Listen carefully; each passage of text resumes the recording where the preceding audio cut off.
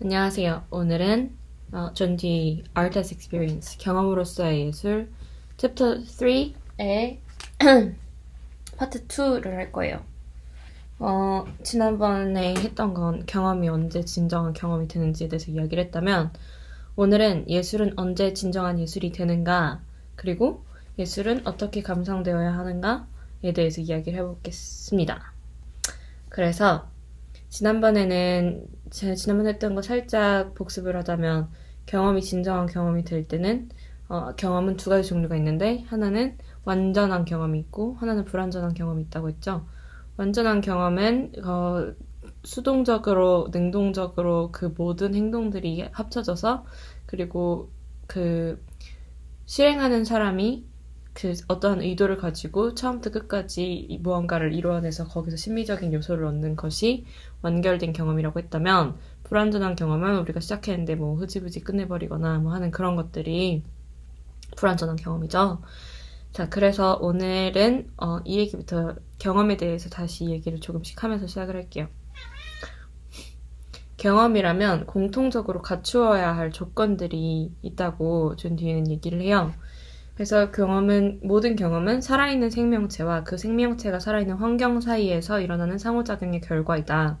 그래서 경험에는 능동적인 행위와 수동적인 행위가 균형을 맞춰야 한다고 듀이가 얘기를 하거든요. 그래서 이 얘기는 엄청 자세하게 할 거니까 우선은 경험의 질에 대해서 언급하는 거에 대해서 얘기를 좀 해볼게요. 경험의 질이라는 게, 경험에도 질이 있대요. 그래서 경험의 질은 어떤 것이 결정하는가에 대해서 이야기를 하거든요. 경험의 질은 능동적 행위와 수동적 행위의 사이의 관련을 얼마나 제대로 확립하는가에 따라서 결정된다고 하는데, 능동적인 거란 경험에 있어서 내가 스스로 행하는 게 능동적인 거고, 수동적인 건 내가 어떤 걸 받아들이는 게 수동적인 거죠. 그러니까 하나만 있어도 안 되고 요 하나만 있어도 안 되고 둘 다 균형이 잘 맞아야 되는데, 그런데 그렇기 때문에 온전한 경험이 될 수 없는 두 가지 경우가 있대요. 온전한 경험이 될 수 없는 두 가지 경우는, 당연히 첫 번째는 능동적인 경험만으로 이루어지는 경험이 온전하지 못하고, 두 번째는 수동적인 경험으로만 이루어지는 경험이 온전하지 않은 경험이겠죠. 그래서 이 부분에서는 제가 읽어드릴 곳이 있어서 읽어드리도록 하겠습니다. 능동적이기만 활동으로 이루어질 때 경험이 어떤지에 대해서 듀이가 얘기를 하거든요.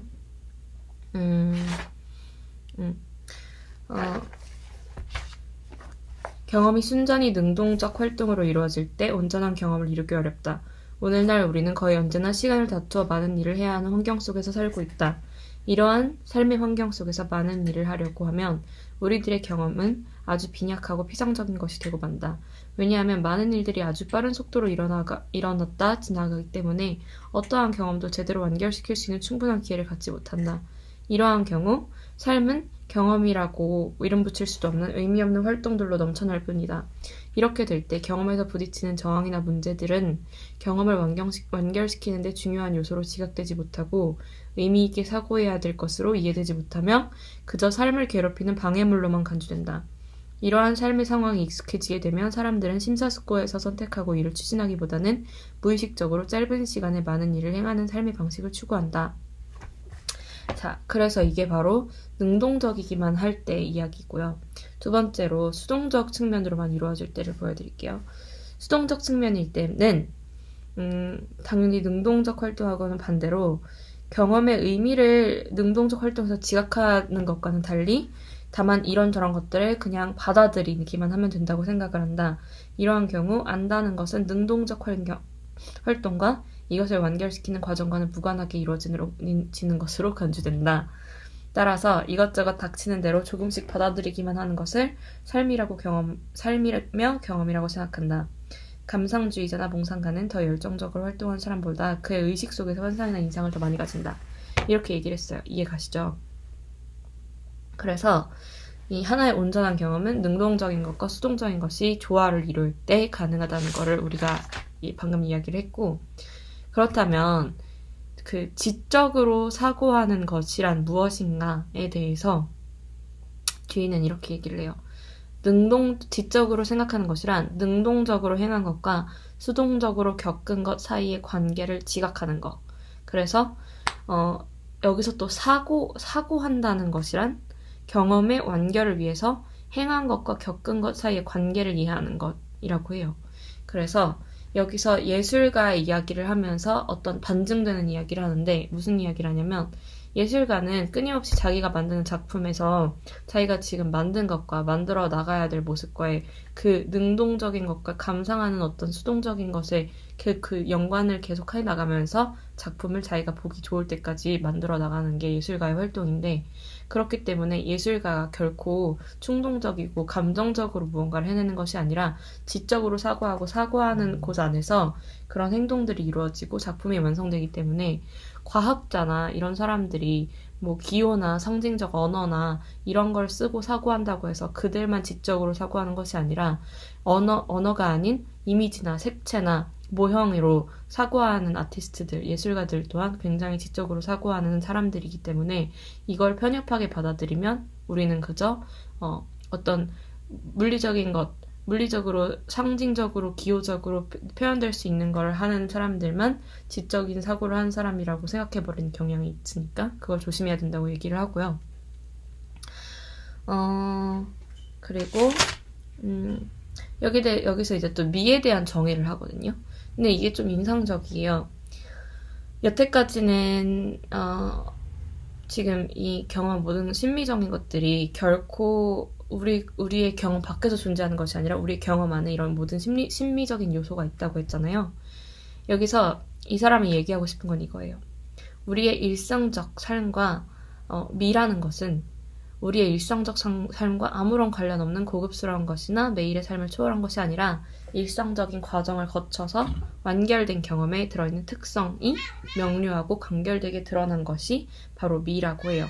그래서 우리가 알아야 될 것은 우리의 일상적 경험이 미적 경험하고 연속성을 가지고 있다는 걸 파악을 해야 된다. 이런 얘기를 해요. 자, 그래서 여기서 이 다음에 언급하게 되는 게 뭐가 있냐면 우리나라 말에도 예술적이라는 말하고 심미적이라는 표현이 있잖아요. 근데 이 두 개의 단어의 그 어떤 우리가 가지고 있는 인식을 좀 바꿔주는 얘기를 하거든요.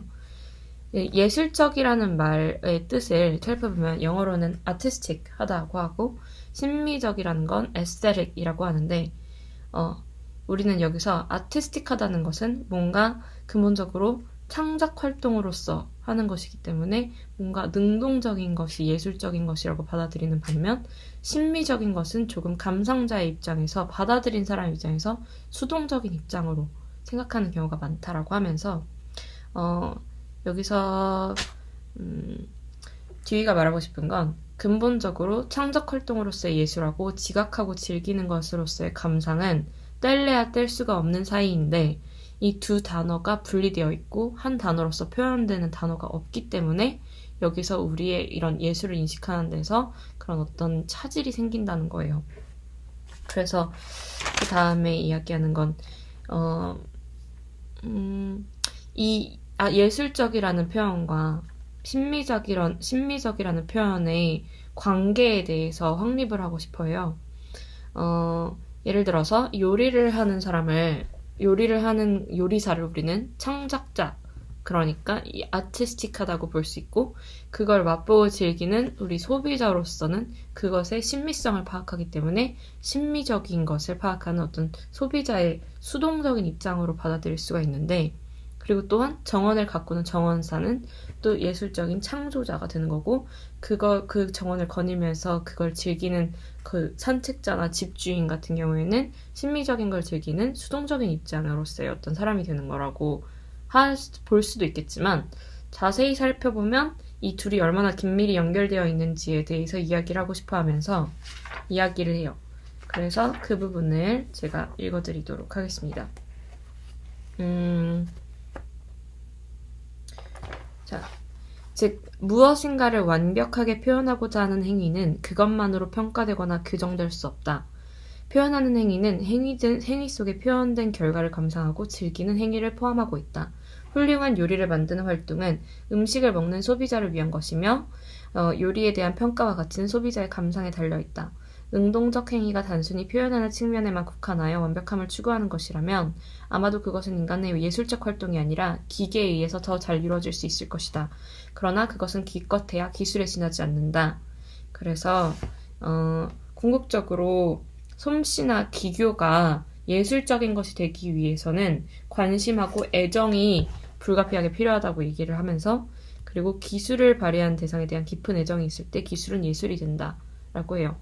1단원에서도 얘기를 했었는데, 우리가 기술자들, 예를 들어서 그냥 단순히 해야 되는 일이기 때문에 하는 사람들하고, 그리고 어떤 예술적인 부분과 심미적인 부분을 굉장히 감안하면서 만든 어떤 장인이 있다고 했을 때, 우리는 당연히 이렇게 그냥 소위 말하는 영혼 없이 일하는 것을 기술이라고 생각을 하고, 그리고 이렇게 뭔가 영혼을 담아서 만드는 것을 하나의 예술이라고 생각을 한단 말이에요. 그러니까 그 사이에 있는 이 간극 사이에는 관심과 애정이 담겨있냐 담겨있지 않냐의 사이라는 거죠. 자, 그래서 그 얘기를 하고, 그래서 이 사람이 하고 싶은 말은, 예술에서 정말 중요한 것이란 작품의 창조자가 자기 작품을 보는 사람들과 함께 공유하고자 하는 경험 자체에 얼마나 깊은 관심과 애정을 기울였냐. 자, 이 얘기를 하고서 그 다음에 예술이 언제 진정한 예술이 되는지에 대해서 이야기를 해요. 예술은 이제 경험, 우리가 지난번에 얘기했던 완전한 경험에서 능동적인 것하고 수동적인 것하고 균형을 맞추어야 완전한 경험이 되듯이, 창작하는 과정에서도 능동적으로 행하는 창조해내는 과정하고, 그리고 수동적으로 행하는 그 작품을 창조하면서 만들면서 보면서 감상하면서 내가 이 작품의 그 엔드포인트, 끝 지점이 어떻게 됐으면 좋겠다는 이상을 담고 그걸 행동해 나가는 그런 감상하는 과정과 창조하는 과정이 긴밀하게 연결되어 있을 때, 그때 진정한 예술이 된다고 얘기를 하고, 예술가가 작품을 만드는 것이 진정으로 예술적인 것이 되기 위해서는 그가 표현하고자 하는 특성이 있어야 하며, 그 특성과 창작의 과정이 완전하게 통합될 때, 그러니까 순도 100%일 때 진정으로 예술적인 것이 될 수 있다. 그래서 예술가는 창작 행위를 하는 동안 감상자의 마음과 행위를 동시에 가져야 한다라고 해요. 우리가 일상적인 예를 보면 좋은 디자인이라고 하는 어떤 정말 사소하지만 소비자의 입장을 생각한 물건들이 있잖아요. 예를 들어서 머그컵, 진짜 간단한 머그컵이라고 칩시다. 근데 머그컵도 그 손가락 쥘 때 편하게 쥘 수 있게 손가락 그 부분이 움푹 들어간 그런 머그컵들이 있잖아요. 그거는 그냥 기계에서 찍어낸 그런 머그컵이 아니라 이 소비자가 이걸 쥘 때 더 편하게 쥘 수 있기 위해서 어떤 배려를 한 거잖아요. 그러니까 이 창작 행위를 하는 동안 감상자 혹은 소비자 혹은 그것을 사용하는 사람, 뷰어를 위해서 어떠한 배려를 하고 그런 마음을 가지고 본인이 표현하고자 하는 경험에 정말 100% 관심과 애정을 쏟아서 만들었을 때, 그때 예술이 진정한 예술이 된다고 하고요. 그리고 예술과 예술이 아닌 것의 구분이 모호할 수 있죠. 근데 여기서 드는 예는 그거예요. 예전에 어떤 옛날 옛적에 발견됐던 어떤 되게 아름다운 물건이 있다고 칩시다. 그러면 이 아름다운 물건이 우리는 여태까지 굉장히 어떤 원시 부족에 의해서 만들어진 굉장히 희귀하고 역사적 가치가 뛰어난 그런 작품인 줄 알았는데, 이게 고고학자들이 밝혀보고 나니 그게 아니라 그냥 자연적으로 만들어진 어떤 물건이라고 판명이 났을 때, 그때는 더 이상 이 아름다운 물건은 아름다운 물건이긴 하지만 예술작품으로 가치가 인정되진 않는다라고 해요. 그래서 이 구분은 지금 우리가 어떤 원시 부족이 만들었는 줄 알았는데 아니었잖아요. 그러면 이 구분은 뭐예요? 어떤 만들었다는 행위의 부재잖아요. 예술작품이 되지 않는 것은. 그래서 심미적인 경험은 단지 눈과 귀를 통해서 느끼는 게 아니라 어떤 결과를 낳게 한 수행된 행위와 깊은 관련이 있다라고 말하는데, 좀 더 쉽게 얘기하면 어떤 사진전을 갔어요. 사진전을 갔는데 근데 사진을 보면서 아무런 설명이 없이 그냥 사진들이 전시가 되어 있다고 하면 그 사진들을 보면서 이 무슨 의미일까? 뭐 아름답든 아름답지 않든 보면서 정말 무슨 의미인지 잘 모르겠는 그런 작품들 있잖아요. 근데 그 나중에 비하인드 스토리를 듣게 된다고 해요. 그 사진 작가가 그 사진을 찍기 위해서 뭐 단식을 40일을 했든 아니면 뭐 어디 아프리카로 찾아가서 정말 오지로 가가지고 뭐 정말 여러 가지 뭐 어떤 일을 했다고 합시다. 그러면 그냥 그 사진을 봤을 때랑 이 이야기를 들었을 때 이것이 만들어진 과정의 이야기를 들었을 때 이 작품을 대하는 나의 마음가짐은 다를 수밖에 없거든요. 예를 들어서 음,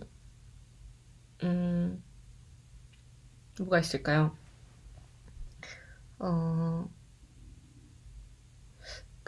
제일 와닿을 수 있는 쉬운 예 중에 하나가, 이렇게, 아빠나 엄마들이 되게 막 애들이 만들어준, 자기 자식들이 만들어준, 뭐, 열쇠고리든지, 목걸이든지, 귀걸이든지, 뭐, 하여튼 뭐가 됐든, 그런 것들이 유치할 수 있고, 굉장히 뭐, 너무 단순할 수 있고 하지만, 그것은 그들에게는 하나의 예술작품인 거잖아요. 나의 3살짜리, 5살짜리 딸이 정말 펜을 잡고 써준 그 편지 한 장, 카드 한 장은 어떤 문호가 장황하게 정말 예술적으로 써낸 뭐 팔만대장경급의 어떤 그런 문학작품보다도 내 자식이 써준 그런 카드 한 장이 나에게 의미가 1870배 많듯이 그 어떤 만들어진 행위에 대한 이해가 있고 그 작자에 대한 이해가 있을 때 이 예술작품은 예술작품이 될 수도 있고 아닐 수도 있다는 거예요. 그러면 여기서 이제 미식가 얘기가 나오거든요. 근데 제가 최근에 되게 재밌게 봤던 일본 드라마가 있는데 그 칸타로우라고 일본 셀러리맨이 그 도서 영업부서에서 책 판매하면서 쉬는 시간 그 판매하러 다닐 때 쉬는 시간마다 이렇게 단 거 찾아 먹으면서 디저트 맛집 찾아다니면서 엄청 즐기는 미식가 얘기가 있거든요. 근데 미식가에 대한 얘기가 나와요. 그래서 여기서 미식가와 일반적으로 그냥 음식을 맛있게 먹는 사람하고의 차이가 어떤 차이가 있는지에 대해서 얘기를 해주는데 미식가와 그러니까 일반 사람들의 차이는 그거예요.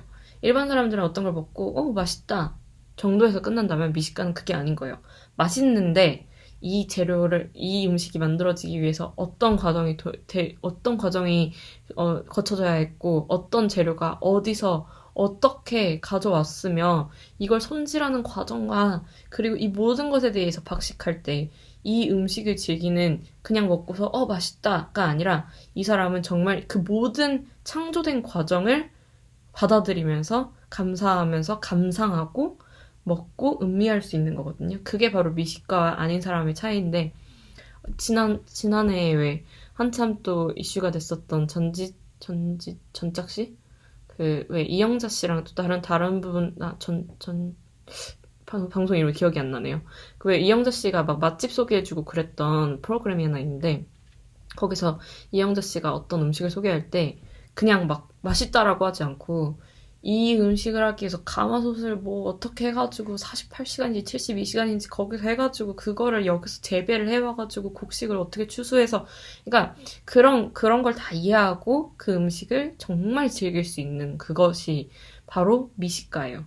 그런 것처럼 이 무언가 창조되는 과정을 알고 그거를 감사할 수 있고 감상할 수 있고 인식하고 할 때 우리는 진정으로 예술작품을 정말 능동적으로 받아들일 수 있는 거죠.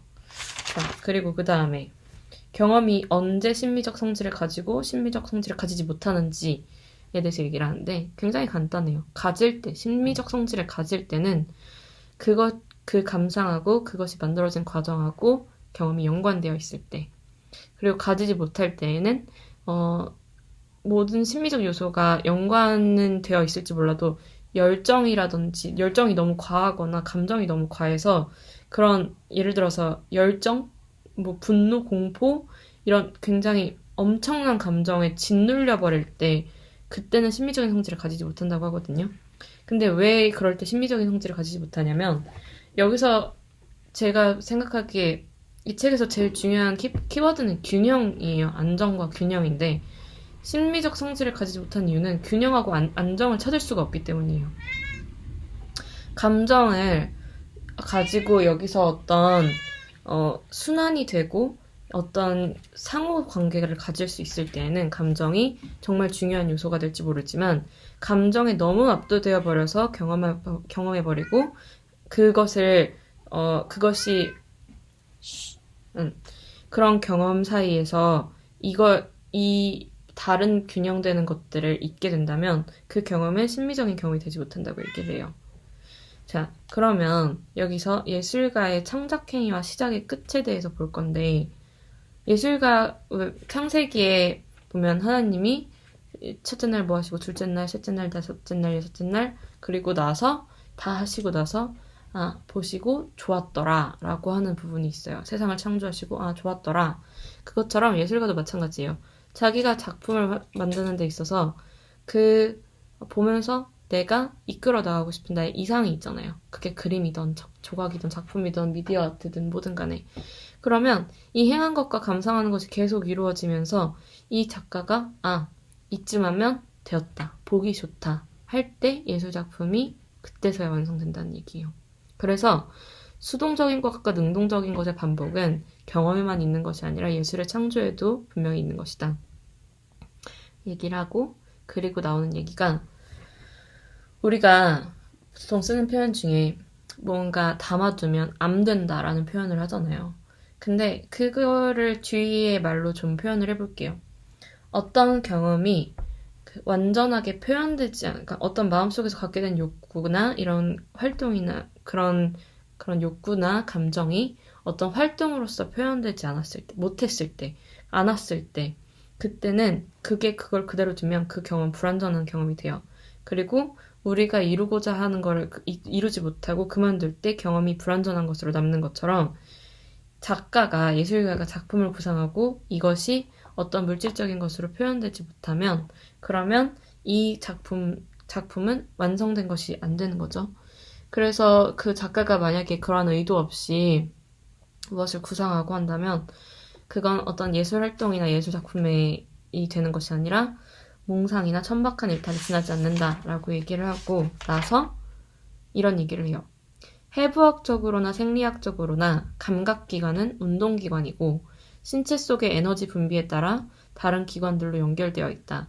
그렇기 때문에 감각기관의 작용이 다른 기관을 통해 구체적으로 표현되지 못하면 감각기관이 지각한 것은 불완전한 상태에 이르고 만다.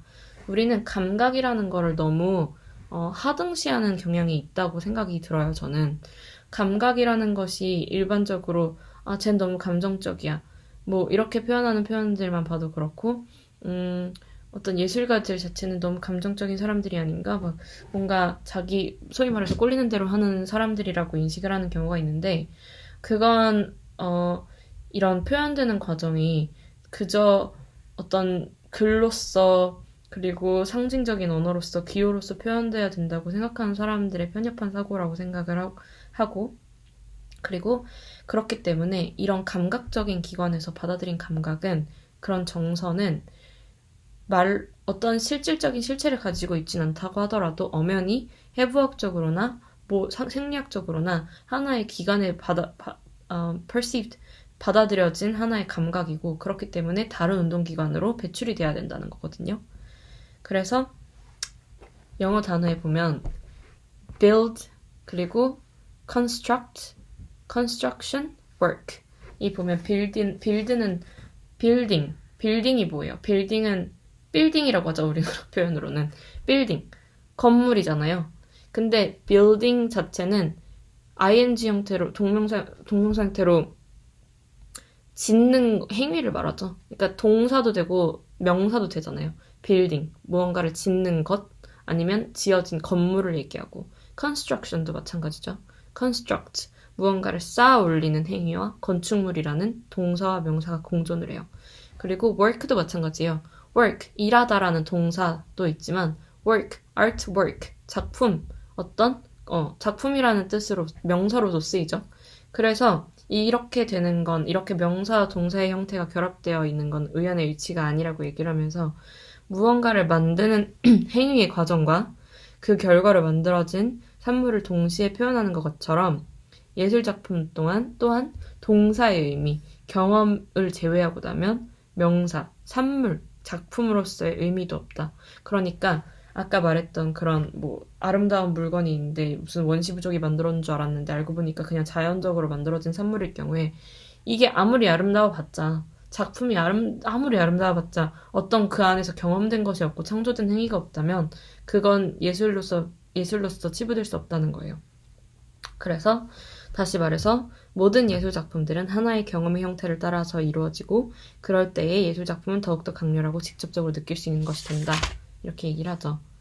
그래서 그 다음에 이야기하는 부분 제가 되게 중요하다고 생각하는 부분인데 예술작품을 감상하고 받아들이는 걸 우리는 보통 수동적인 것으로 받아들이는 경우가 좀 더 많죠. 근데 예술작품을 감상하고 받아들이는 것은 완전히 수동적이 아니다라는 이야기를 해요.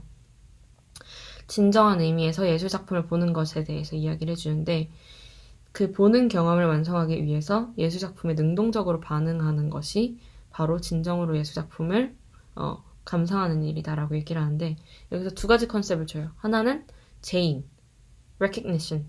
두 번째는 새롭게 인식하는 거, 인식, perception. 두 가지를 주는데요. 이 두 가지에서 살짝 겹치긴 해요. 인지한다는 건 어떤 인식하기 전 초기 단계에 있는 거잖아요. 예를 들어서 제가 어떤 사람을 만났어요. 근데 그 사람이 굉장히 낯익어요. 근데 길 가다가 마주쳤다고 치면 길 가다가 저 사람 어디서 봤는데? 하면서 인식을 해요. 그러면 인식을 했지만 여기서 만약에 두 가지 시나리오가 있죠. 봤는데 내가 아는 사람 같아. 그러면 이 사람한테 가서 저 혹시 누구 아니세요? 이런 식으로 가서 말을 걸고 거기에 능동적으로 반응할 수도 있고 아니면 그냥 모르겠다 아닌가 보지 하면서 그냥 모르는 사람이잖아요. 내가 무슨 가던 길 바쁘니까 가야지 하면서 가는 건 인식으로 끝나는 거예요. 그러면 인식의 연장선에 지각이 있다는 건데 여기서 제인이랑 인식에 대해서 표현을 잘 해놨기 때문에 제가 읽어드리도록 할게요. 자, 제인이라는 거.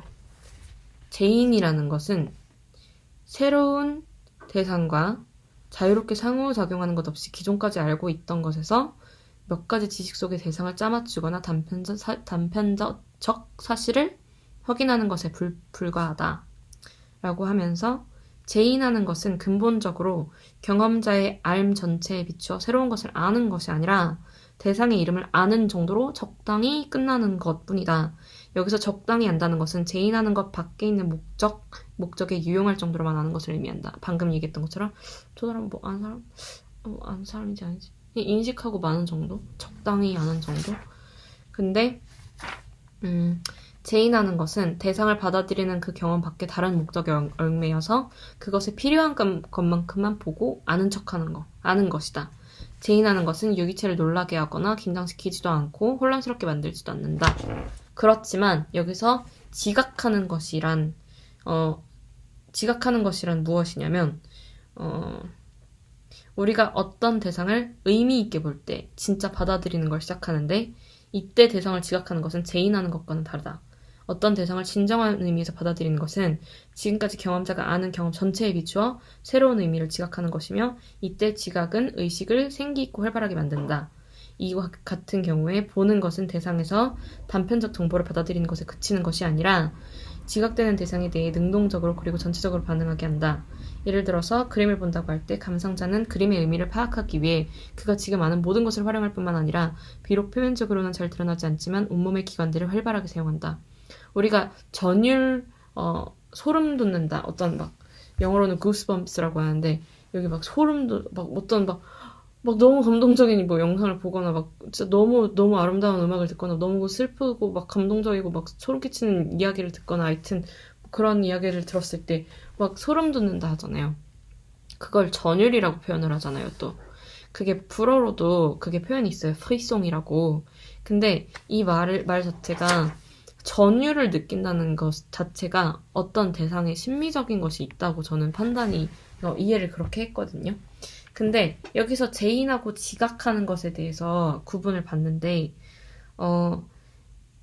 예술 감상을 하는 데서 있어서도 우리가 왜 예술 작품들 보러 어떤 전시회 갔는데 그냥 막 사진 찍고 그냥 이러고 나오니까 뭘 못 느끼는 거예요. 진짜로 느끼고 싶으면 정말 여기서는 이렇게 얘기를 하거든요. 참된 의미에서 감상자가 예술 작품을 지각하기 위해서는 감상자도 자기 자신의 경험을 창조해야 되는데, 감상자가 경험을 창조하려면 감상자는 예술 작품을 만들어낸 예술가가 경험한 것을 필적할 만한 경험을 해야 된다. 이 부분은 제가 나중에 다른 분들이랑 한번 토론을 해보고 싶은데, 감상자가 경험을 창조해내려면 감상자는 예술 작품을 만들어낸 예술가의 경험한 것을 필적할 만한 경험을 해야 된다는 게 결국에는 많은 경험을 하고 많은 것을 느껴보고 인식하고 받아들이고 그릇을 많이 키운 사람이 정말 많은 예술 작품들을 이해할 수 있다는 말이잖아요, 결국에는. 이따가 끝날 때 얘기하려고 했는데, 데이비드 린치라는 영화 감독이 있는데, 그 사람이 자기 연설에서 이런 말을 했어요. 무언가를 지각하는 그런 지각의 눈이 골프공만한 사이즈이면, 그러니까 만약에 내가 세상을 바라보는 집 안에 있을 때 창문이 요만하면, 그러면 나는 요만한 걸로 이렇게 보게 되잖아요.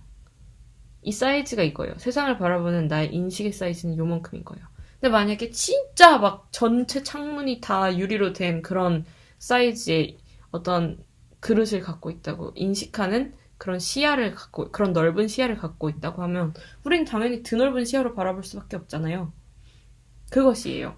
그래서 여기서 뒤가 말하고 싶은 건 아무래도 그거겠죠.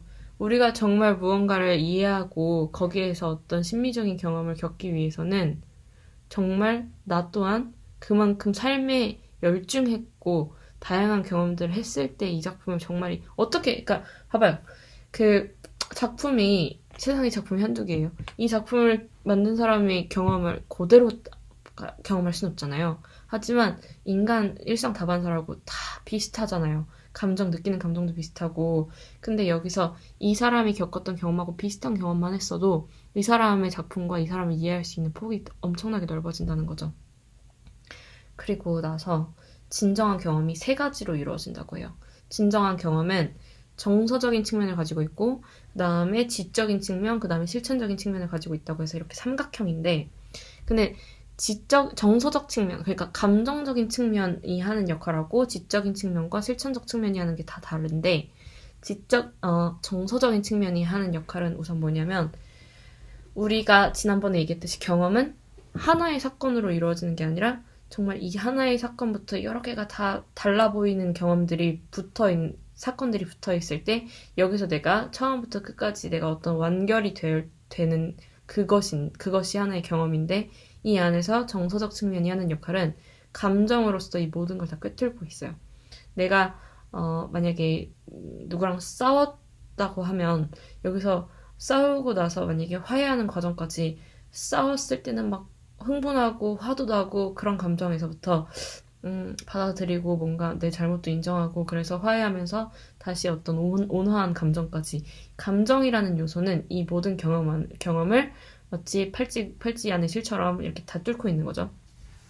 그리고 지적인 측면은 경험이 의미를 가질 수 있도록 만드는 아이고, 실천적 측면은 유기체가 자기 자신을 둘러싸고 있는 사건하고 대상들하고 상호작용한다는 것을 그래서 여기서 예를 하나 들어드릴게요.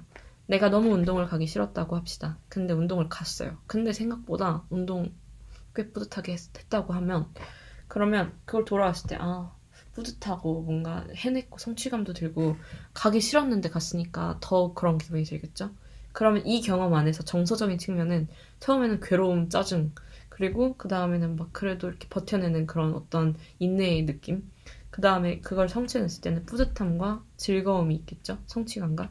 그게 바로 정서적 측면이고, 지적 측면은 내가 괴로운 그 순간만 이겨내면 무언가를 해냈을 때 성취감이 엄청나구나. 앞으로는 내가 어떤 일을 할 때 이렇게 성취감이 들 수 있는 일이니까 괴로운 순간들이 견딜 수 있는 거라고 판단되면 참아야겠다라는 게 뭐 지적인 측면이겠죠. 그런 의미를 가지는 거. 실천적인 측면은 말 그대로 하기 싫은데도 간 행위. 그거가 실천적인 측면이죠. 여기서 베르나르 베르베르의 책 중에 상대적이면 절대적인 지식의 백과사전이라는 책이 있어요. 근데 여기서 성공에 대한 정의, 성공하고 실패에 대한 정의를 하거든요. 근데 제가 그 부분에 대해서 읽어드리고 싶은데 잠시만요.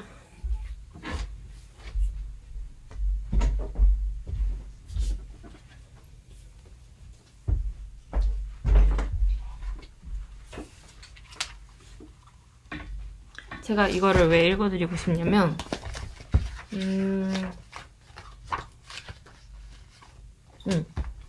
여기서 아마 승리의 진짜 말 그대로 백과사전인데 베르나르 베르베가 쓰고 싶은 대로 정의한 거거든요. 여기서 승리의 정의가 이렇게 나와요. 승리와 패배의 정의가. 승리 뒤에는 언제나 견딜 수 없는 허망함이 찾아오고 패배 뒤에는 언제나 새로운 열정이 솟아나면서 위안이 찾아온다. 그것은 왜 그런가? 아마도 승리가 우리로 하여금 똑같은 행동을 지속하도록 부추긴 반면 패배는 방향 전환의 전주곡이 되기 때문일 것이다. 패배는 개혁적이고 승리는 보수적이다. 사람들은 이런 진리를 막연하게나마 느끼고 있다. 영리한 사람들은 가장 멋진 승리를 거두려고 하지 않고 가장 멋진 패배를 당하려고 노력했다.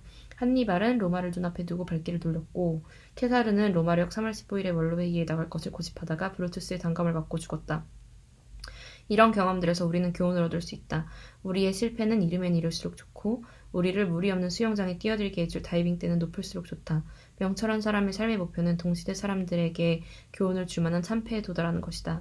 왜냐하면 사람들은 승리로부터는 결코 배울 게 없고 실패를 통해서만 배우기 때문이다. 라고 한 그 부분이 있어요. 이 부분을 이야기하고 싶은 건 여기서 결국에 승리라는 건 우리가 승리라는 경험을 했을 때 어떤 것에서 승리하는 경험을 했을 때 우리는 거기서 지적 측면으로 얻는 게 똑같은 거 계속하면 되겠구나 라는 거를 받아들일 수도 있고 패배했을 때는 패배라는 경험에서 지적인 측면에서는 이런 게 있겠죠. 내가 이렇게 해서 이렇게 됐으니까 다음엔 이렇게 해봐야겠다. 이러면서 어떤 시행착오를 겪으면서 발전해 나가는 건데 그래서 이 부분을 읽어드리고 싶었고요. 그런 부분에 대해서 이야기를 하기 때문에 그리고 완성된 경험의 요소들에는 일정한 형식하고 리듬이 있다고 얘기를 해요. 그래서 이 부분은 이 사람이 훨씬 더 제가 설명하고도 잘 얘기해줬으니까 자, 잘 통합되고 완결된 경험은 모두 일정한 형식을 갖추고 있다. 그 경험에는 역동적인 조직화 과정이 있다. 여기서 조직화 과정을 역동적이라고 말하는 것은 어떤 경험을 잘 통합되고 완결된 경험으로 조직하는데 일정한 시간이 필요하고 이러한 조직화 과정을 통해서 경험이 성장하기 때문이다. 완결된 경험은 시작에서 발전을 거쳐 완결에 이르는 시간적 과정과 성장의 단계가 있다. 경험은 경험 대상과 경험하는 사람의 마음과의 상호작용을 통하여 일어난다. 경험하는 사람은 누구나 이전의 경험을 통하여 이미 조직화된 마음의 체계를 가지고 있다. 경험 대상은 있는 그대로를 받아들이는 것이 아니라 이미 형성되어 있는 조직화된 마음들의 내용들과 상호작용을 통해서 경험 대상이 소화되고 흡수된다. 소화되고 흡수된 것은 그 의미가 명확해지고 마음속에 이미 있는 내용들과 공통된 것으로 지각될 수 있을 때까지 숙성의 시간을 갖는다. 그러다가 그러한 것들의 의미가 분명해지고 마음 전체와 통합되는 새로운 이해에 이르게 될 때 강렬한 심리적 경험의 순간을 맞이한다. 자, 여기서 이제 제가 설명하고 싶은 게 되게 강하게 설명하고 싶은 게 있는데 우선 마저 읽어드릴게요. 이때는 오랜 기간 동안 이끌어온 과정이 절정에 이르는 순간으로서 모든 것을 하나로 통합하는 강렬한 움직임이 나타나게 된다. 그리고 모든 경험의 과정과 내용이 그 순간으로 한꺼번에 직결되어 하나의 전체로 모아지게 된다. 이때는 경험을 진행하는 동안에 겪었던 저항과 갈등, 주의를 산만하게 만들었던 흥분과 긴장이 전체적인 그리고 충만한 완결을 향한 움직임으로서 변화한다. 이러한 것들이 하나의 경험을 심미적 경험으로 인식하게 하는 중요한 요소이다. 아까 전율 얘기했잖아요. 우리가 어떤 경험을 하고 이래서 이랬구나 라는 걸 깨달았을 때 이렇게 전율이 확 오잖아요. 그런 걸 얘기하는 거예요. 그러니까 소위 말하는 그 오르가즘이라는 표현 있죠. 오르가즘이라는 표현이 저는 심미적 경험에 있어서 제일 설명할 때 올바른 게 아닌가 싶은데 무언가 경험을 하고 정말 카타르시스라든지 오르가즘이든지 그런 과한 전율이든지 이걸 느낄 때 우리는 그 정신적 오르가즘을 느끼는 순간이 심미적 경험을 하는 순간이라고 저는 생각을 하거든요. 그리고 또 완결된 온전한 하나의 경험이 가지는 또 하나의 요소는 일정한 리듬을 갖는데 마치 새가 계속 날고 있는 게 아니라 잠깐 가지에 앉아서 쉬었다가 다시 날았다가 쉬었다가 다시 날았다가 하는 것처럼 인간의 경험도 리듬을 가지고 있다 해서 쉬는 게 아니라고 저번에 얘기했잖아요. 경험이 잠시 멈추는 동안에는 방금 전까지 자신이 행한 결과를 경험 전체에 흡수하여 경험 전체에 비추어 의미를 부여하는 것과 같은 행동이 나타난다. 그러니까 어떤 경험을 하고 내가 만약에 감정적으로 너무 견디기 힘들다 해도 만약에 그 경험을 함으로 인해서 가만히 있으면서 내가 앞으로 나아가야 될 방향과 이런 걸 한 번 더 생각해 볼 시간을 갖지 않고 그냥 나아가면 우리는 그래서 똑같은 짓을 반복하고 사는 거죠. 아인슈타인이 그런 얘기를 했잖아요. 미친 짓이란 결과를 알면서도 똑같은 짓을 반복하는 게 미친 짓이라고 하는데 저도 그렇고 우리 세상 사람들 미친 짓 참 많이 하고 살잖아요. 그러니까 조금 더 성숙하고 성숙한 경험을 하고 싶은 삶을 살고 싶다면 미친 짓을 그만하고 좋은 미친 짓 말고 이런 미친 짓은 좀 그만하고 잠시 멈출 때는 멈췄다가 나갈 땐 또 나갔다가 이 리듬을 갖는 거 이게 하나의 경험을 가지게 하는 중요한 요소라고 얘기를 해요. 그래서 너무 빨리 진고 나면 그 경험은 의미 있는 경험의 보급기지, 즉 과거의 경험에서 얻은 내용과 긴밀한 관련을 맺지 못하고 무질서하고 빈약한 경험이 된다. 또한 경험의 과정에서 행위의 결과를 받아들이고 난 다음에 행동으로 또 나아가지 않고 가만히 있으면 그러면 경험은 경험 자체를 완전히 지키지 못하고 그 중도에 그만두게 된다. 자, 그래서 어떤 경험을 이렇게 하나의 경험으로 만들어주는 요인들이 현저하게 드러날 때 우리는 그런 감각적 경험에 의해 주어지는 지각 내용들을 단순한 제인을 넘어서서 강렬하고 의미 있는 것으로 인식을 하게 되는데 이 인식에서 지각이 되는 과정을 말한 거예요, 지금. 그래서 이걸 또 다르게 표현하자면 우리가 지각하게 되는 것들하고 관계를 맺는 것이 하나의 경험이 된다는 생각이 들거든요. 진짜 지금 한번 해보세요. 내 눈앞에 있는 아무 물건이나 보고 저 물건에 진짜 평소에 저거에 대해서 아무 생각도 안 했던 물건을 하나 보세요. 예를 들어서 이 하이라이터를 보면서 얘랑 나랑 관계를 어떻게 맺을 수 있냐면 얘는 나한테는 지금 여태까지 그냥 도구로서 사용됐지만 이것이 그 일반적인 하이라이터가 아니라 이렇게 좀 색연필처럼 칠해질 수 있는 이런 하이라이터가 되기 위해서 어떤 사람이 쓰면서 대체 하이라이터가 얼마나 불편했길래 액체였던 게 얼마나 불편했길래 이런 질감으로 만들려고 했을까. 그리고 이거를 이렇게 보급시켜서 다이소에 1,000원짜리로 만들어내는 과정까지 어떤 과정을 거쳤을까. 이 만들어지는 과정을 한번 생각을 해보고 거기에 담겨진 의미를 한번 생각해보고 이런 사소한 것들도 경험이 될 수 있다는 거예요. 그래서 경험 얘기 나왔으니까 지난번에도 잠깐 언급했던 어린 왕자 얘기하면서 마치도록 할게요. 어린 왕자가 그 자기 장미꽃이 정말 소중해서 그 자기 별에서 이렇게 가꾸고 막 물 주고 뭐 또 바람 분다고 또 막 씌워주고 이렇게 하고서 딱 지구에 왔는데 막 5천만 송이가 펴 있는 거예요, 들판에.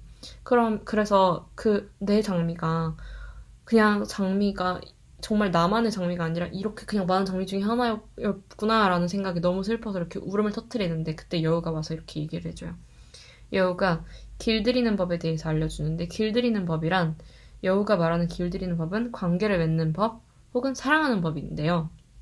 길들인다는 거는 이미 우리가 너무 책을 많이 봤으니까 알겠지만 수많은 사람 가운데 오직 한 사람, 수많은 여우 가운데 오직 한 여우가 되는 것. 곧 어떤 대상과 사랑하는 관계를 맺는다는 것은 서로에게 특별한 존재가 되는 것을 가르쳐주며 또한 그것은 기쁨과 행복을 가져다주며 사랑하지 않을 때 결코 알 수 없었던 새로운 지식을 알게 해준다 라고 하는데 결국 이 장미이기 때문에 그 장미가 내 시간을 쏟은 소중한 장미, 내가 보호해줬던, 내가 내 마음을 줬던 장미이기 때문에 세상에 몇만 송이가 있어도 그 장미는 나의 장미인 거예요. 그래서 하나의 경험이 나의 경험이 되기 위해서는 내가 그만큼 시간을 쏟고 내가 여기에 그만큼 애정을 쏟고 그리고 이걸 처음부터 끝까지 완결해 나가려는 의도를 그런 어떤 끈기를 가지고 나아갈 때 이 경험하고 나와의 관계가 성립이 되는 거죠. 그래서 우리는 우리의 경험들과 관계를 맺으며 그 경험으로 인해 배운 모든 것과 함께 성장해 나가는 삶을 살기 위해서 그것이 예술과 통합되고 삶과 통합되고 그랬을 때 우리는 정말 성장하는 삶을 살아갈 수 있다 라고 하면서 그 메시지를 존 듀이가 우리에게 주면서 챕터 3 드디어 끝났습니다. 너무 수고하셨고요. 저는 챕터 4로 돌아오도록 하겠습니다.